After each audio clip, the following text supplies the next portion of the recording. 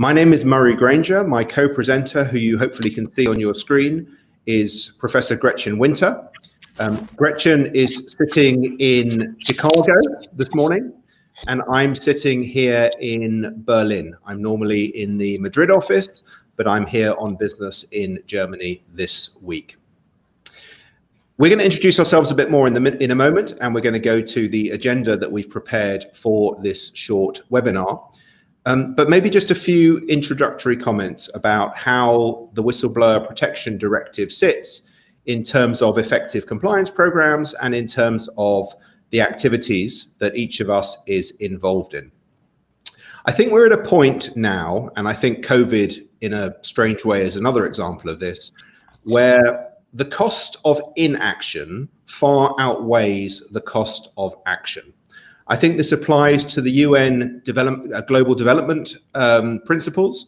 I think it applies to proactive activities for effective compliance programs, and I think it applies to global health.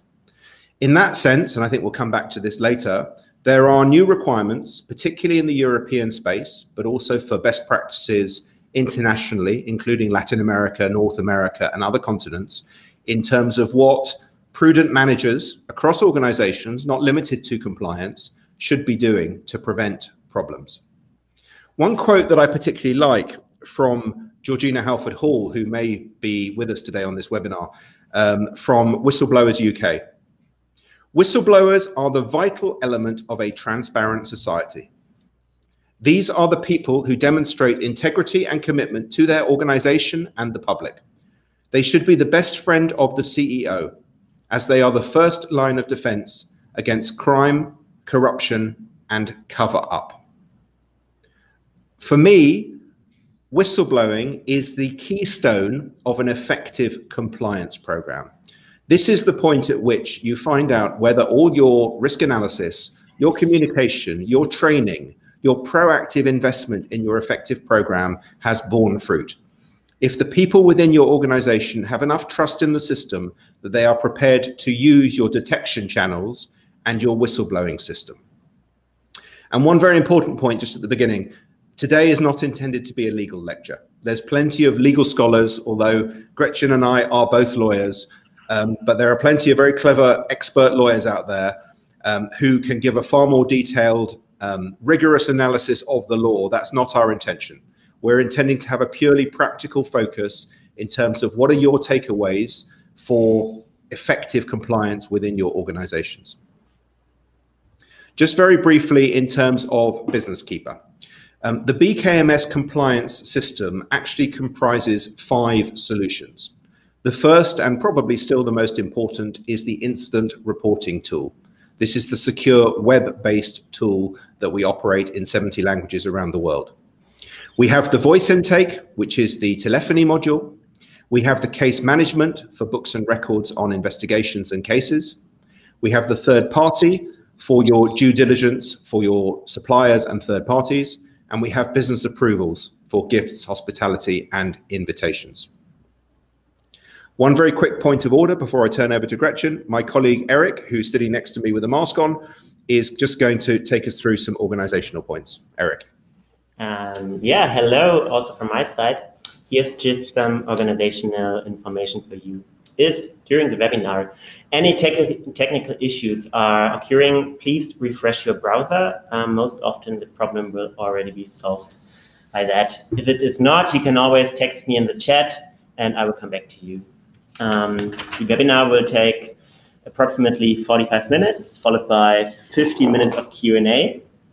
And you can share your questions that you have in mind always in the chat, and we will discuss them later in the Q&A. The webinar will be recorded, and we will send you a link to the record after the webinar and a follow-up email.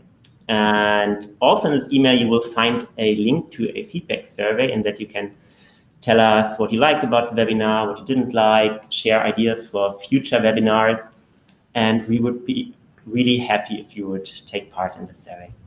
So I hand over to Murray. Thanks, Eric. Okay, so without further ado, the agenda that we've put together today once we've completed the introductions, we're going to address what we call culture counts. I won't say too much more. I'll leave it a little bit intriguing for now. What you call it matters. The name of your whistleblowing system. A lot of discussion goes into that. There's a lot of experience that we can share with you because the decision is entirely up to you. We're then going to focus on those practical takeaways on the new European Whistleblower Protection Directive. And we're going to share with you how Business Keeper can help before we move into about 15 minutes of Q&A. Gretchen, over to you. Thanks, Murray. Thank you, Eric. Welcome, everyone. My name is Gretchen Winter. I teach at the University of Illinois at Urbana-Champaign. I'm a clinical assistant professor of business administration, and I talk about ethics, compliance, professional responsibility, and I help our students learn how to be employees who can take advantage of whistleblowing systems that exist in companies. I want them to engage with the systems that are set up with companies, to not be afraid of them, and in fact to view them, Murray, as the woman that you quoted at the start. I just love that quote. The whole idea is to celebrate issue raising, which is the term I prefer to whistleblowing, but to celebrate issue raising by individuals within companies who choose to try to make the organization a place that complies with the law, that is a better place, that lives up to its values. I spent 18 years before I came to the university working for an international company called Baxter International. It's a healthcare company. And 11 of those years I spent running, I'll call it, running our business practices program, which is the name we used to describe our ethics, compliance, and issue raising program. So we'll be making reference to the things I teach as well as to the things I did in my time at Baxter during the course of this webinar. Thanks for including me. I look forward to the discussion today. Gretchen, it's an absolute honor to do this webinar with you. Gretchen is one of my absolute favorite people in the world of ethics and compliance. And we met probably around 10 years ago now in the context of what was then called the ECOA, the Ethics and Compliance Officer Association, where we were both very active members. You can see a reference there at the bottom of my bio. Gretchen's also very modest because she can add about another 10 lines to her bio, and it's still a broad global summary. But Gretchen is very much aware of the European context through your work at what I refer to as Sergi Pontoise. I believe the name has now changed, but the fabulous program that's run by Roxana Family outside Paris. That's true, Murray. Yes. So I chaired the board of the ECOA. I currently am chair of the Association of Practical, or immediate past chair of the Association of Practical and Professional Ethics. And yes, for the last 10 years, I have been teaching in what is called now CY Sergi Paris, and in their School of Law and in their Master of Laws program that has a concentration in ethics and compliance. It's the first such program in the world, and it's been a pleasure to really watch the evolution of ethics, compliance, and whistleblowing through the eyes of my students in that program. Okay, fabulous. Thank you. So I'm going to move on, but just to mention, I do some teaching myself as well, including at IE Law School in Madrid in Spain. And the main hat that I wear is with Business Keeper, of course, where since May of this year, I have had the privilege of being the country manager for Spain and Portugal and responsible for our strategic partnerships. So let's jump in with a section that we have slightly provocatively titled Culture Counts, because many of us are involved with global programs, whether we sit in Porto, in Portugal, in Sao Paulo, in Brazil, in Chicago, in Sydney, Australia. And therefore, there are a number of challenges which come up, both including the attitude towards this term whistleblowing, the best practices within organizations locally and internationally. So we're going to start with the US view. Gretchen. All right, thank you. You know, it's kind of an interesting thing. This word whistleblowing has lots of negative connotations in the United States and has for many years. Yet, at the very founding of this country in 1777, 1778, there was, in fact, a very early law that celebrated whistleblowing and issue raising in an effort to hold the government more accountable and to hold providers to the government more accountable. I have to say that was a long time ago, and that particular law has not really in place today. But today's whistleblowing actually has its roots in the Civil War in the United States, when a lot of merchants did not provide the government with guns that shot or uniforms that lasted or other kinds of military equipment that did not fulfill its intended purpose. And so the Congress passed at that time something called the False Claims Act, which was designed to encourage citizens, employees of organizations that knew about and understood that bad products were being sold to the government, encourage these people to raise those issues and to share in the reward. So, if in fact the information that was shared resulted in a finding that there was in fact fraud and there was a financial penalty, the person who raised the issue would share in that bounty. So that concept was embedded in the False Claims Act. And as time went on, you have to really fast forward because the False Claims Act was used a lot in the beginning, but then not quite so much, somehow fell out of favor. And it was not really until the late 1980s, you see the Whistleblower Protection Act on this slide, and then the US federal sentencing guidelines that really began to create the standards for ethics and compliance programs in this country, and frankly, the basis for a lot of ethics and compliance programs around the world, followed by Sarbanes-Oxley and Dodd-Frank, and then the Whistleblower Protection Enhancement Act, that we began to see a richer discussion of what a corporate ethics and compliance program should look like, what kinds of protections should be in place, and how companies should implement it. Having had some time now to compare the US standards and practice on whistleblowing with the EU directive, I have to say the EU directive builds on all of the experiences that we have had as global companies trying to develop and implement these ideas. And in many ways, I think the EU directive really advances the ball significantly by creating a set of requirements and a very broad definition of whistleblower.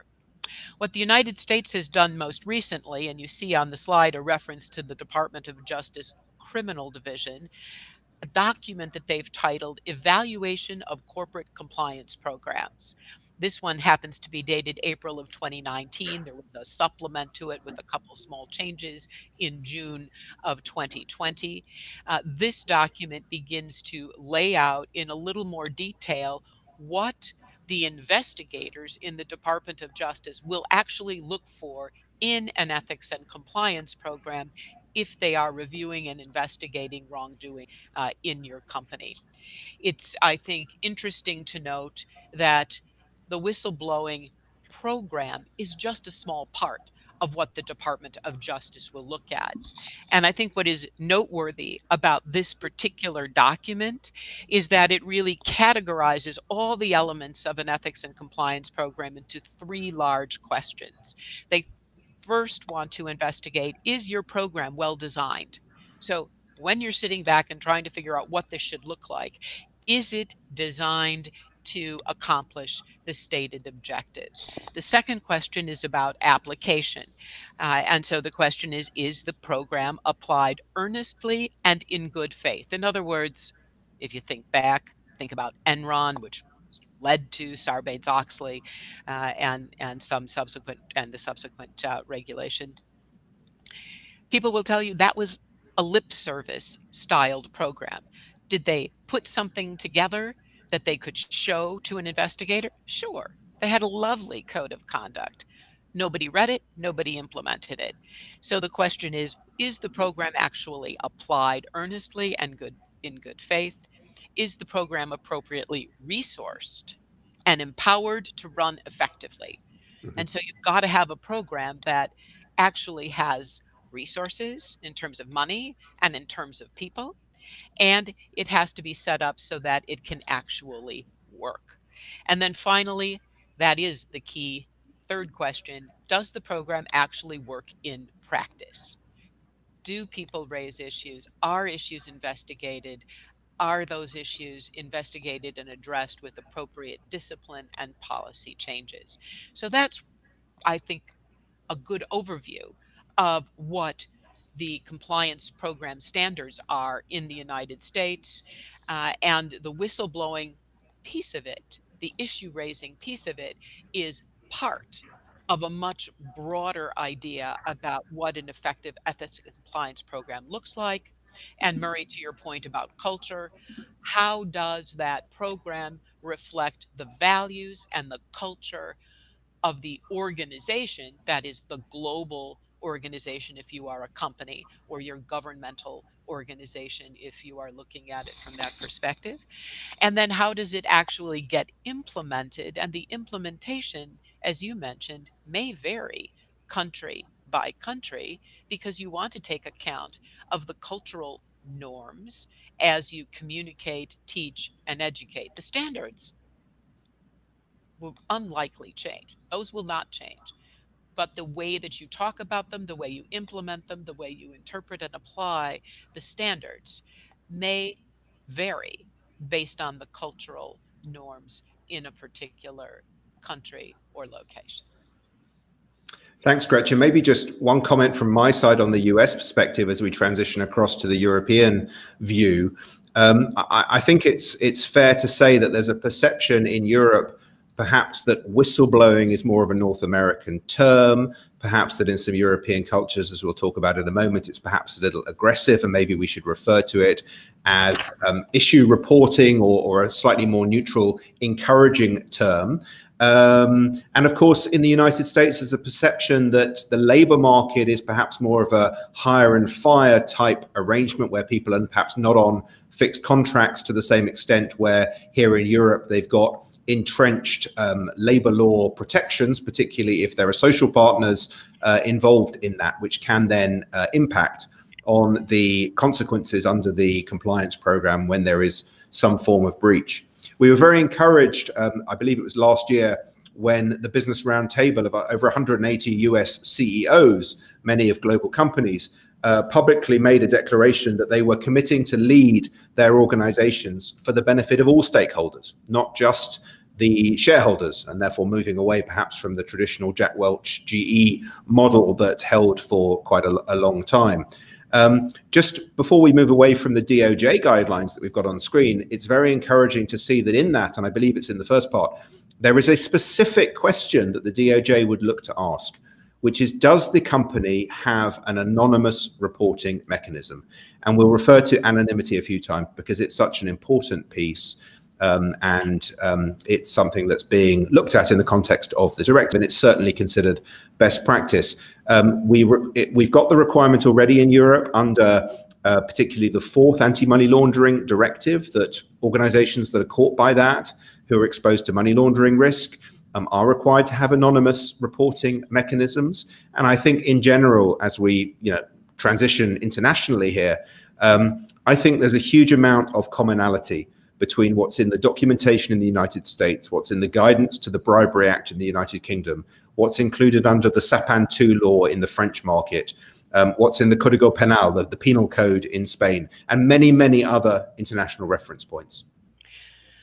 Murray, I want to also point out there is a very interesting development in U.S. law, and that is this notion of a bounty and a monetary incentive. This has certainly been the subject of much debate, certainly in all my classes.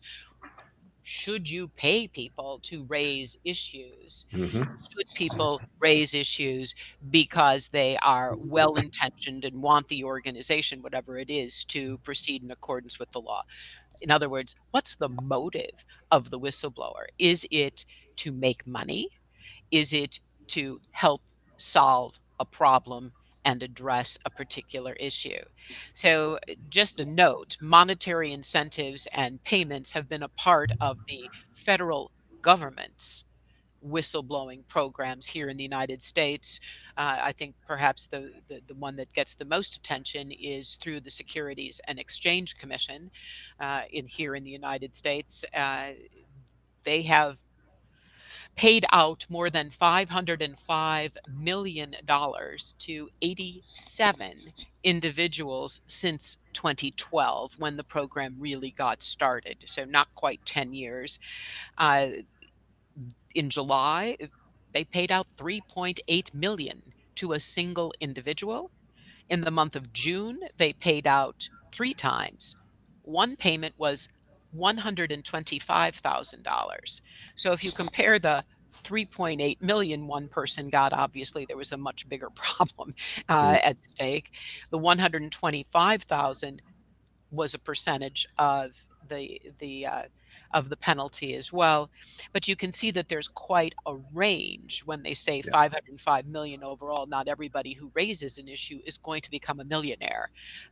Some people may, but it's taking a long time for those payments to be made. They are being made, but 87 individuals over 8 years.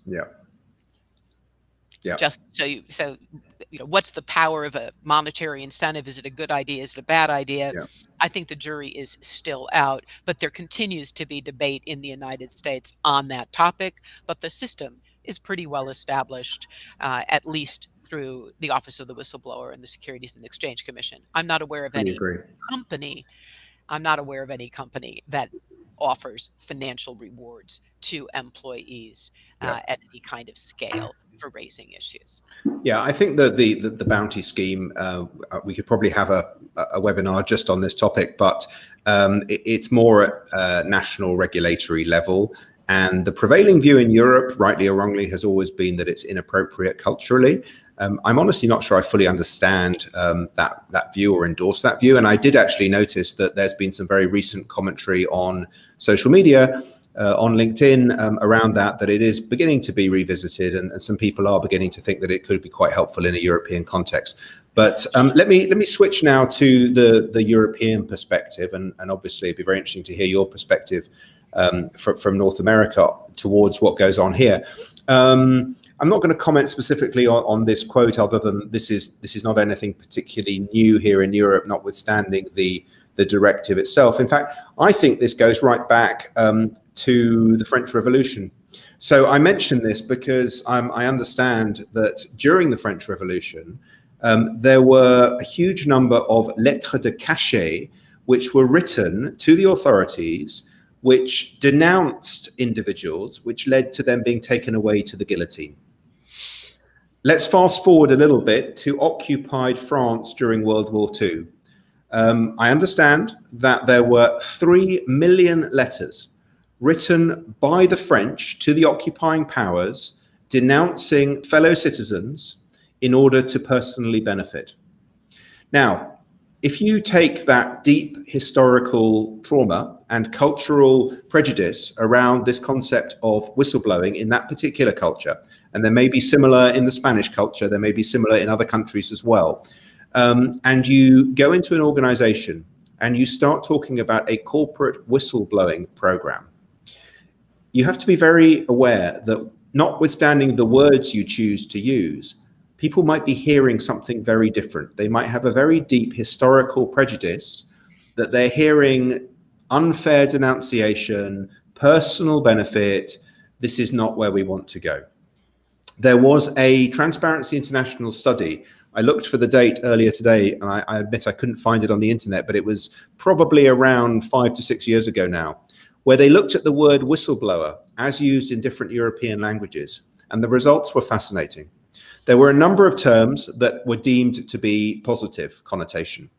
There were a number that were deemed to be relatively neutral, and there was a far higher number that were deemed to be negative. So just to give you a few examples, in French, alerte éthique, an ethical alert, was deemed to be positive. In Italian, sentinella civica, So that's a sentinel, that's a lighthouse, that's alerting people and warning them. That was positive. In German, we've got the word Hinweisgeber, and in Dutch, we've got the term, which I admit I can't pronounce very well, but Klokkenluider, which is the bell ringer, and that was deemed to be neutral to positive. However, let's look at the negative terminology. In French, we've got le corbeau. This is the crow or the raven. It's a very aggressive figure, often in the context of politics, for the whistleblower, the person who reports misconduct by a political figure. We've got the distinction in French between dénonciation and délation. And in general, the distinction there is that dénonciation is in good faith, délation is in bad faith.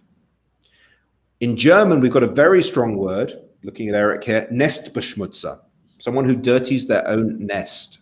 And then we've got terms such as sneak, snitch, which really go to the playground, where you don't want to be the kid who tells the teacher which of the children did something wrong. And you've got words such as cibo in Portuguese and spione in Italian, which is more the spy, okay? So we need to be very, very careful with the language and keep it as positive as possible to encourage people to use these channels, and for some very good legal reasons under the new directive. There was meant to be another slide. Okay.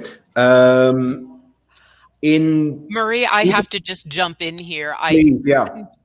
I love this sort of historical view of and the linguistic view of this, because that really supports what I've been talking about in my classes, in my work for many, many years. I believe that what you call it really does matter. It makes a difference. You've got to recognize the history.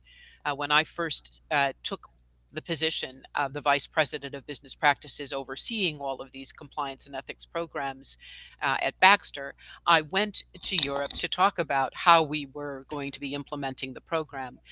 While at one of our manufacturing facilities, I had lunch with the head of manufacturing, and as we sat down for lunch and put our napkins on our laps, he looked across the table at me and he said, "So, you run the denunciation line."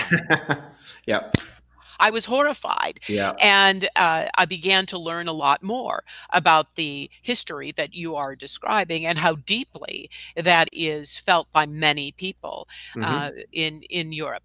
Maybe that's changing over time, I think but so. nonetheless, there is a strongly rooted base where if you use negative terms, or you understand that those negative terms may exist in the common language, you are going to think a lot more carefully about how you define, how you communicate, how you educate people about the importance of inviting people to raise issues within your company. I'm a fan of the term issue raising.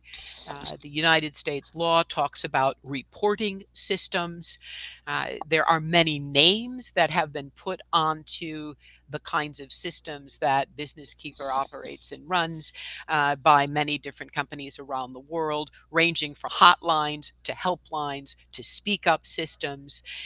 Choosing what you want to call your alert line is very important and must conform to the cultural norms within your organization, to the values within your organizations. Many companies have stated that they've got values. What are your values? If one of your values is integrity, then perhaps, as it actually is for probably close to 70% of the Fortune 500, a lot of companies care about integrity. How can you build on that value as you name and teach people about what this system is?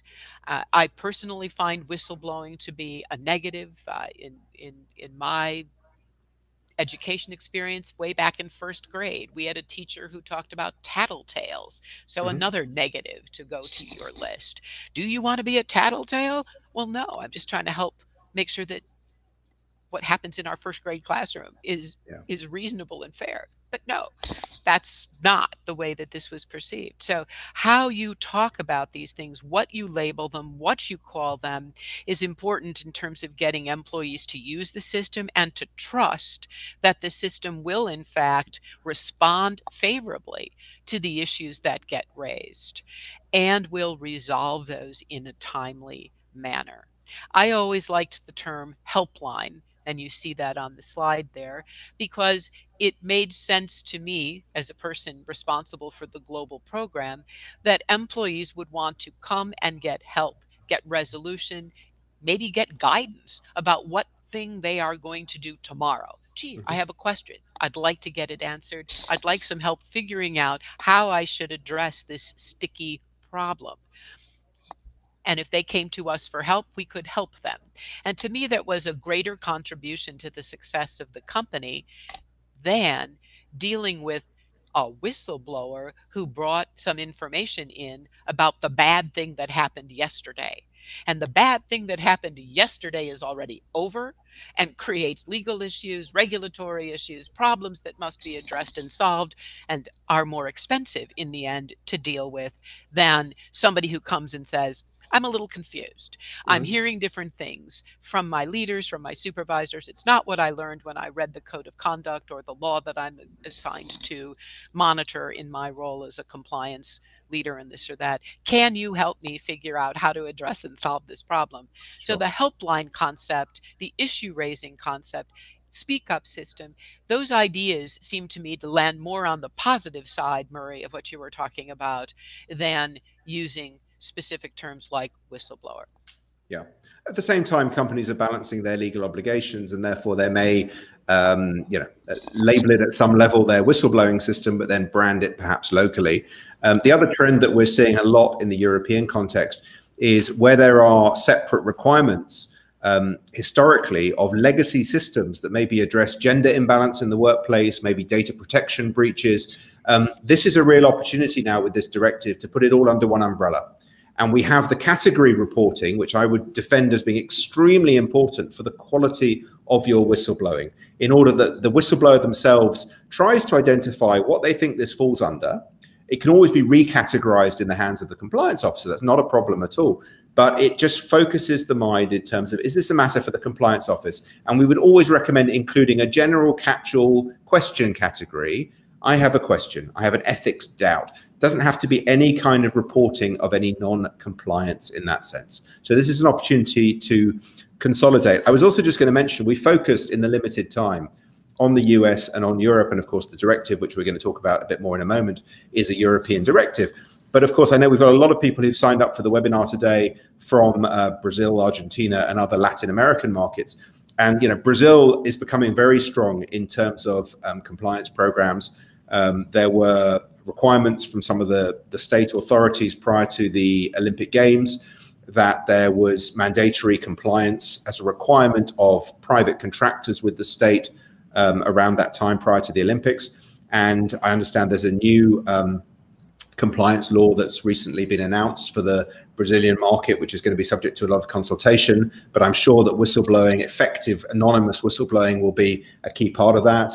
And Argentina as well, has an anti-corruption law, extremely important. But also the other countries in Latin America, Ecuador, Peru, Colombia, are very active in this space. Maybe Gretchen, I'll move to the directive itself and start discussing some of the key points for our audience. So the directive was approved at the end of last year, in December 2019.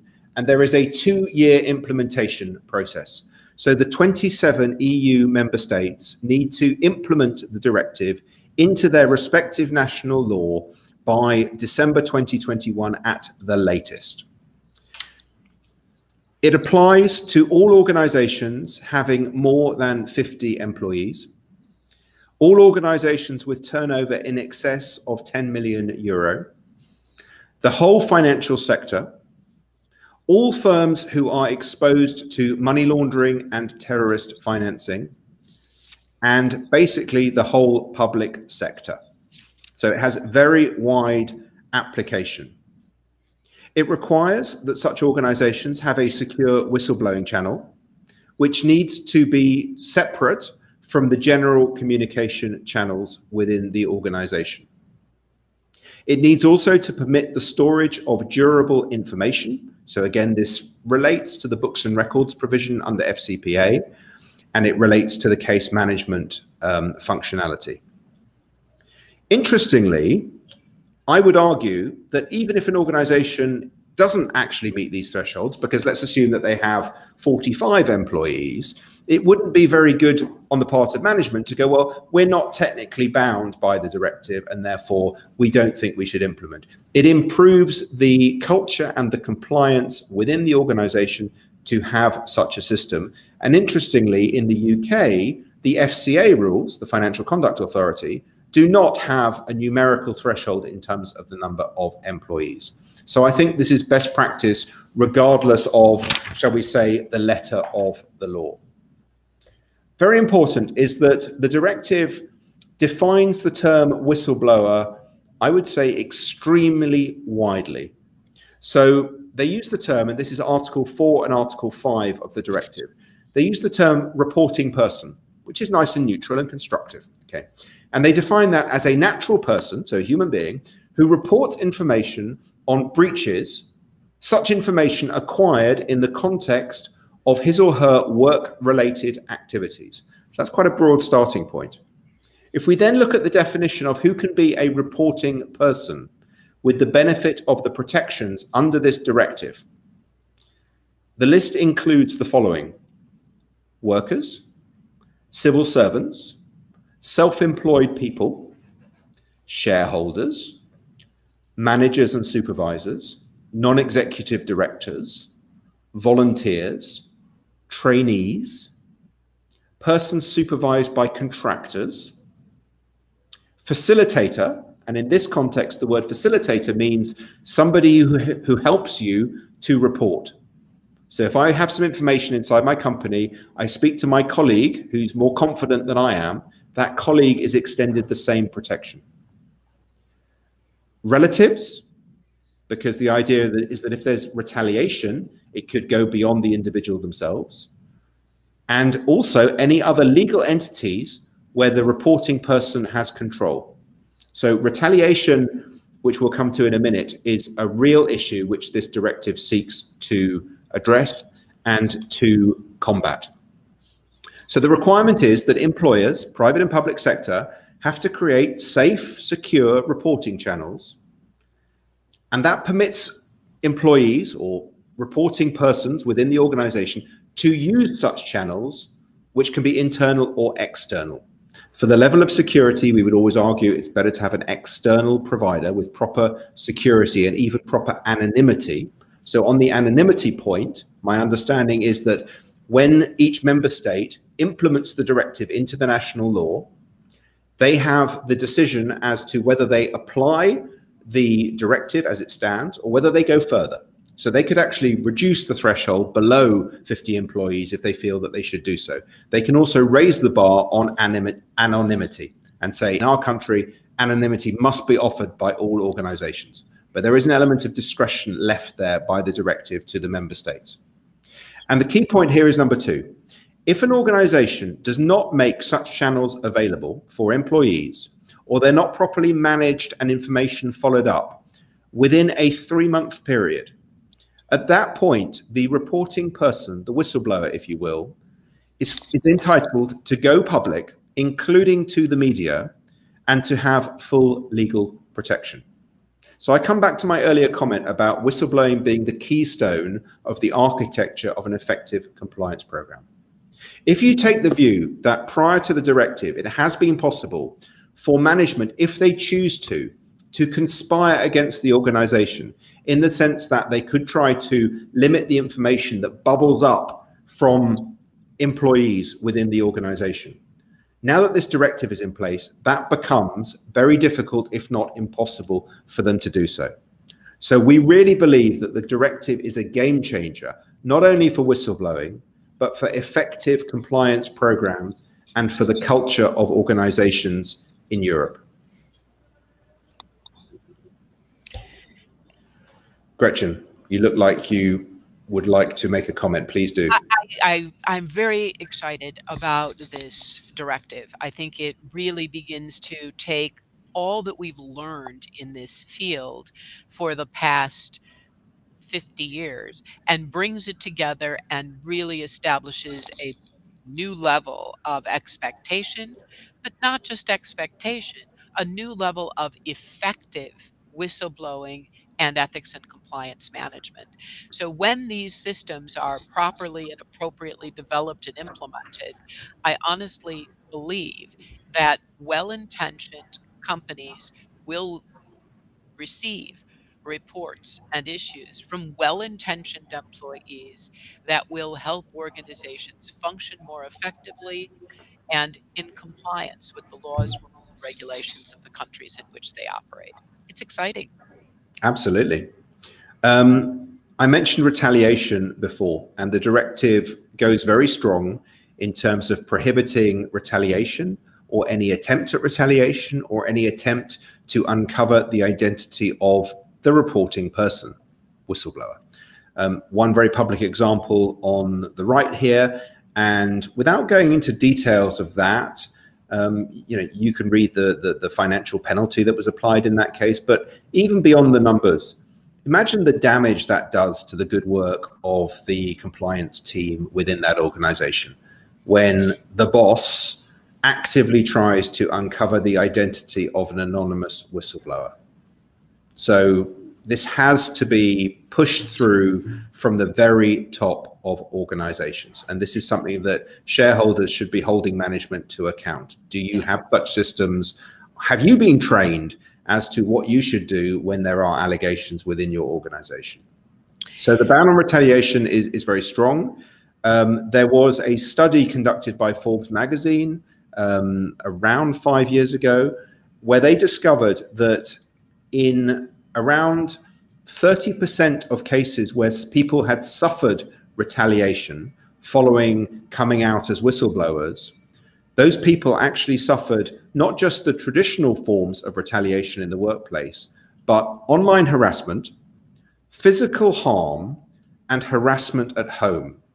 I mean, this is horrifying, and this is where it touches personal safety, psychological safety, which is extremely important, and family members beyond the workplace.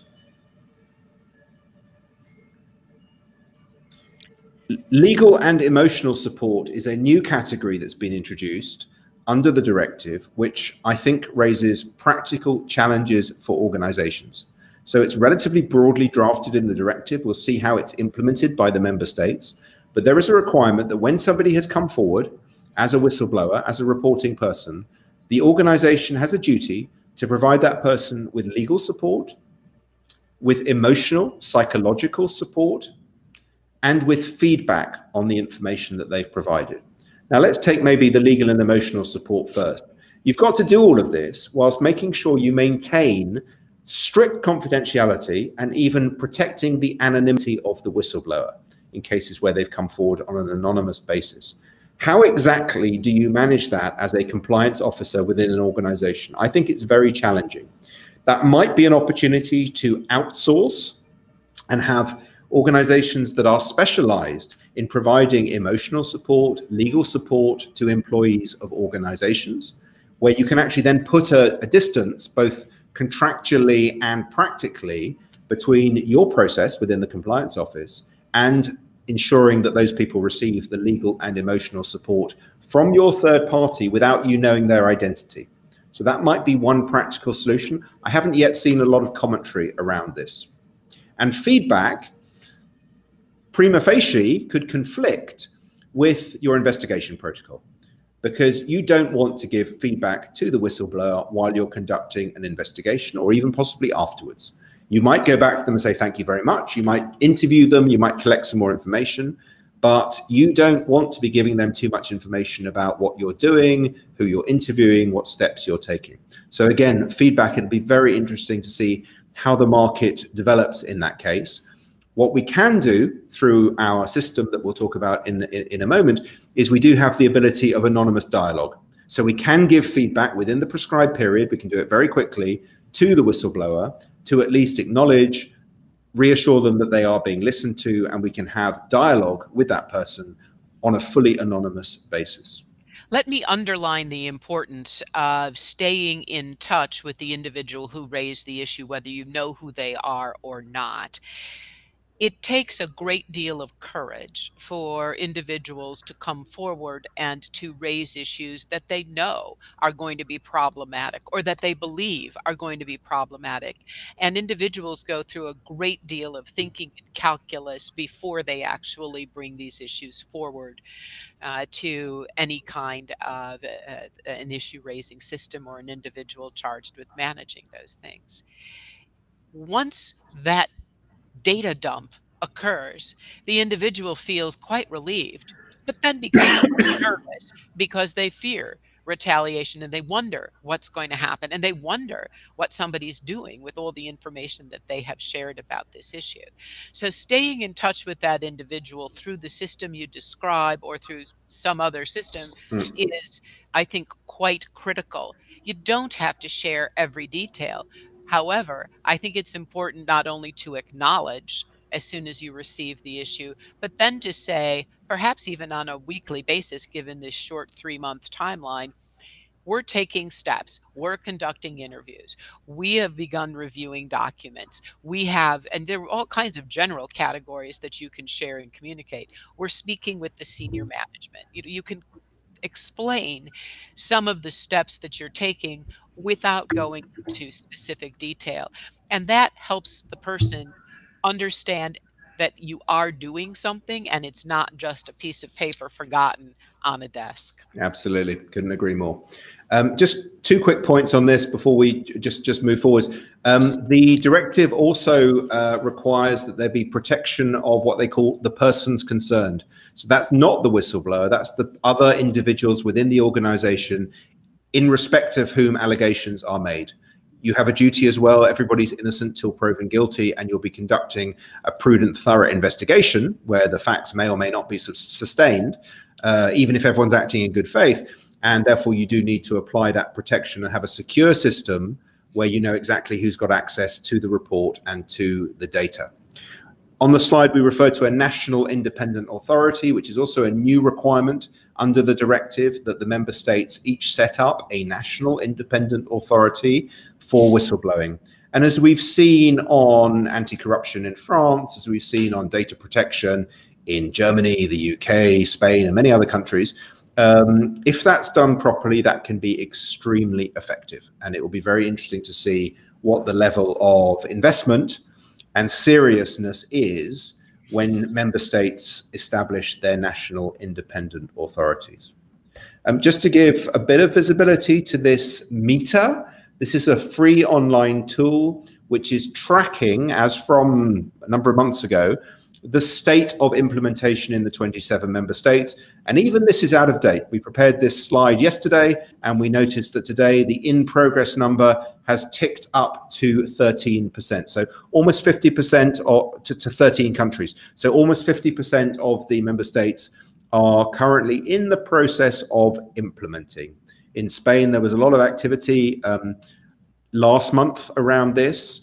And what was proposed didn't go through the parliament, but they're actively working on the steps they are going to take. So there might be a bit of kudos attached to being one of the leaders in this space, one of the first countries to implement, in which case your requirements will apply from as soon as it goes live in your country.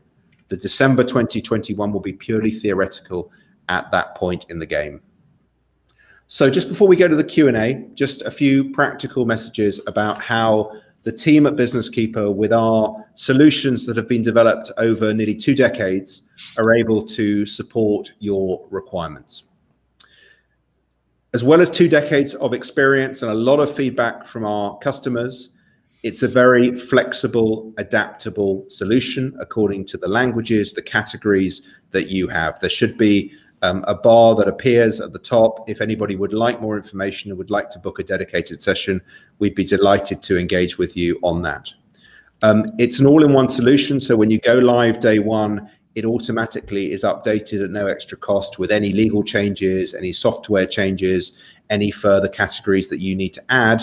as your risk map evolves for your organization. We have the top level of data security and data protection with the Europrise certification for GDPR and the double ISO 27001 certification, including covering the whistleblowing systems themselves. Being a German company, this is an extremely important aspect of the Business Keeper development, and it's fully available in around 200 countries. It's currently being operated in around 70 languages, 24/7, 365 days per year.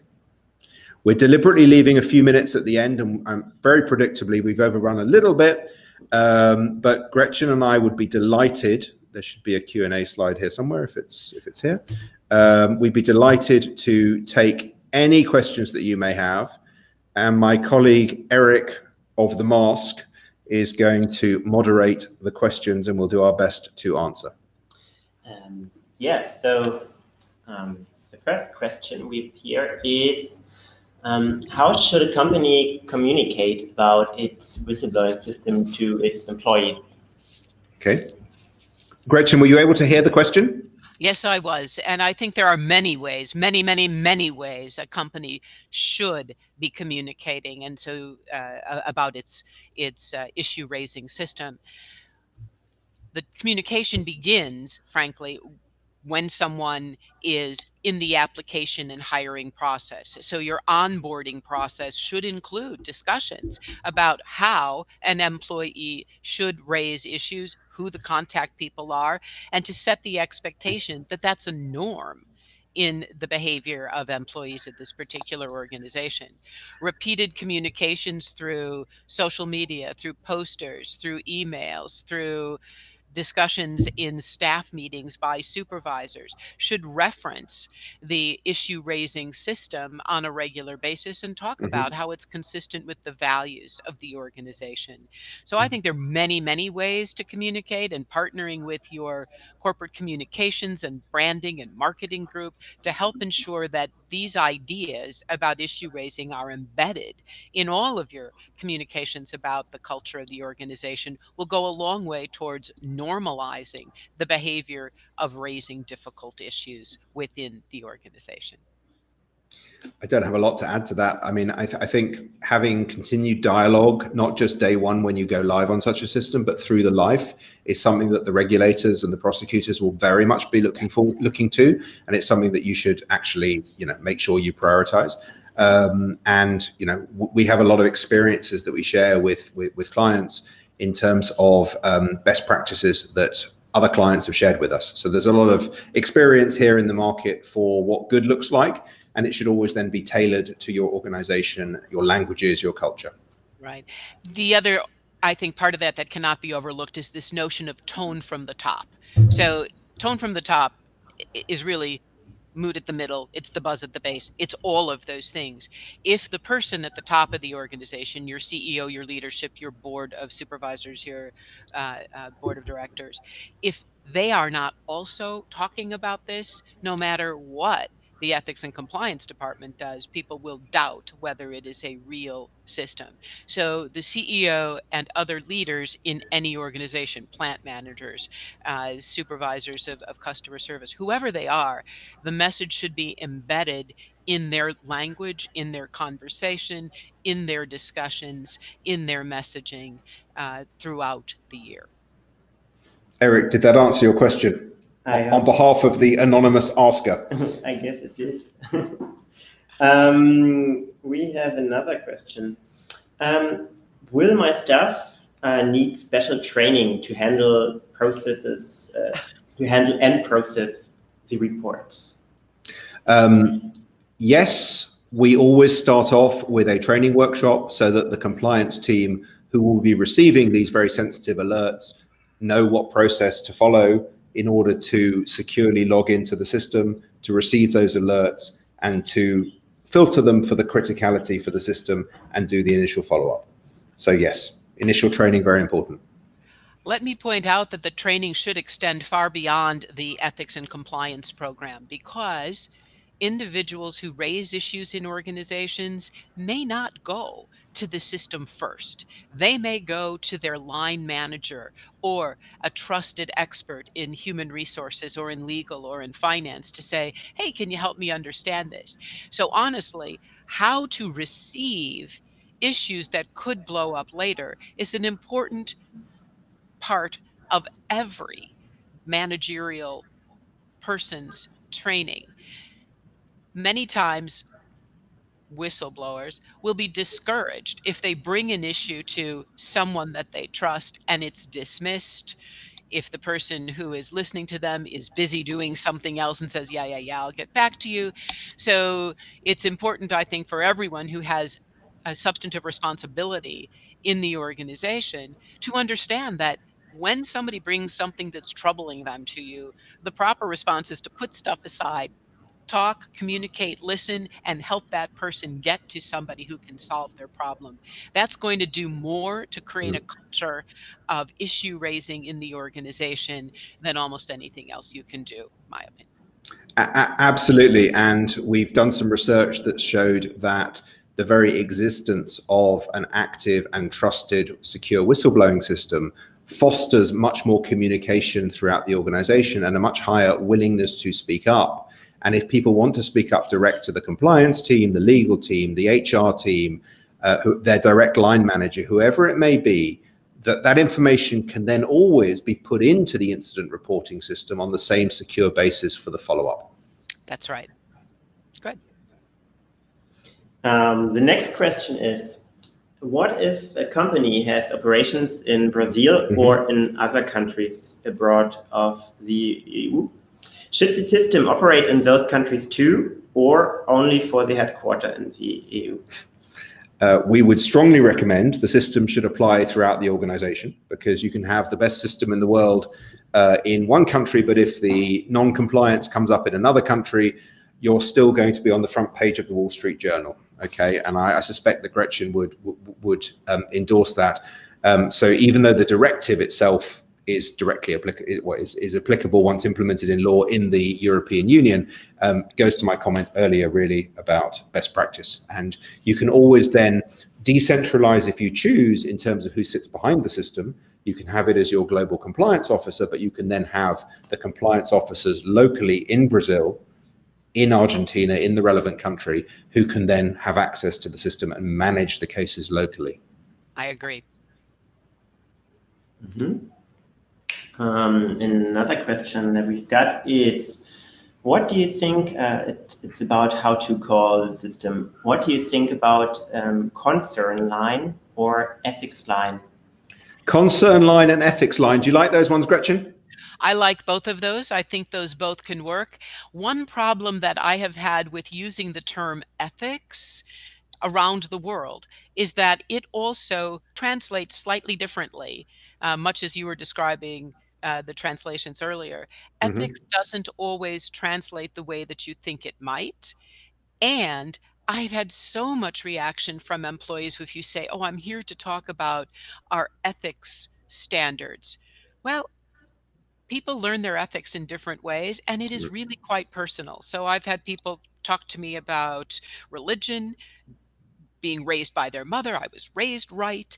I've heard people talk about and ask, well, now, if you're in charge of ethics for the company, are you a follower of Immanuel Kant? I learned all about philosophy in school, and you know, who is your ethical philosopher?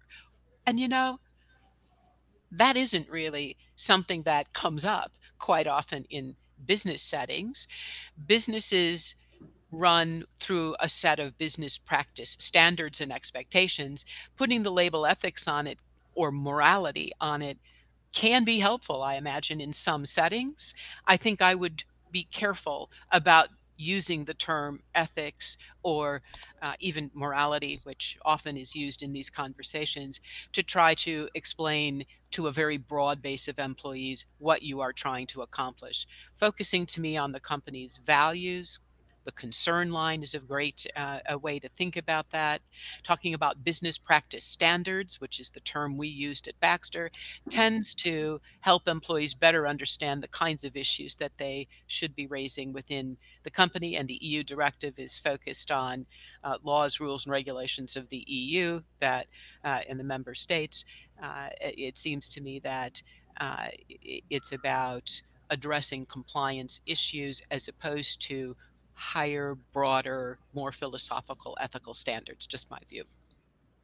I think maybe one overarching takeaway of this keystone, as it were, is perhaps do anything you can do to maximize the trust within your system, within your culture, and within your organization. Because if the people within the organizations trust the concerns line, the ethics line, you choose the name that maximizes the trust and they use it, that's when you get the value from it. And that's when you prevent really expensive problems for the organization.